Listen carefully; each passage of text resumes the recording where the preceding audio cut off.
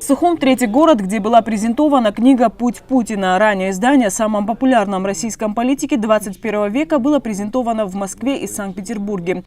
Издание готовилось в соавторстве. Журналист Рафаэль Гусейнов и писатель-историк Рой Медведев написали книгу в формате интервью.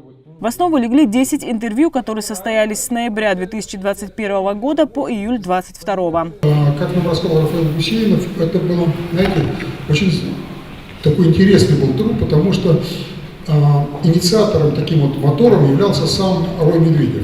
И он, то есть, сказал, человек под 100 лет и так далее, а он, наоборот, теребил Рафаэля: давай сделаем то, давай сделаем это и так далее. И мы, конечно, торопились, мы пытались это сделать. У нас получилось 10 вопросов, 10 вопросов, 10 ответов, конечно, это 10 глав. Вот. И первый, кто прочитал эту книгу, еще в электронном виде, когда она еще была не готова, ничего, Сергей Владимирович Степашин, прочитал ее за одну ночь. В книге прослеживается путь президента России за 20 с лишним лет в политике. Разные главы посвящены этапам, в частности, отношений России с Китаем, Украиной, США и другими странами. Председатель правления Российского книжного союза Сергей Степашин отметил, книга и внешне, и внутренне выполнена качественно.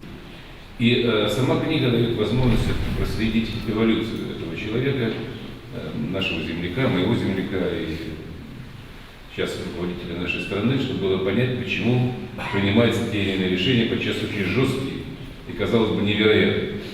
То, что, кстати, сейчас и происходит. Понятно, почему этот человек никогда не отступает назад.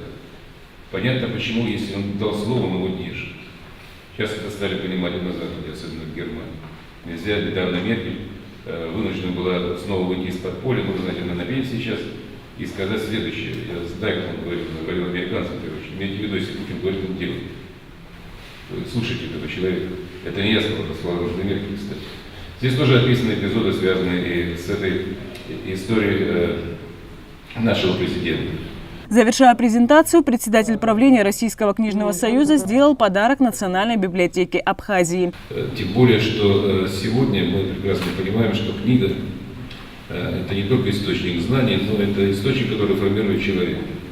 Сначала слово, потом дело, мои слова, вы знаете.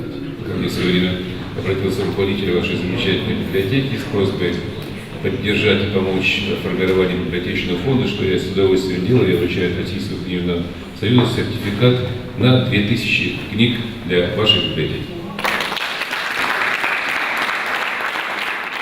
Анастасия Никонова, Саида Гухава, Абаза ТВ.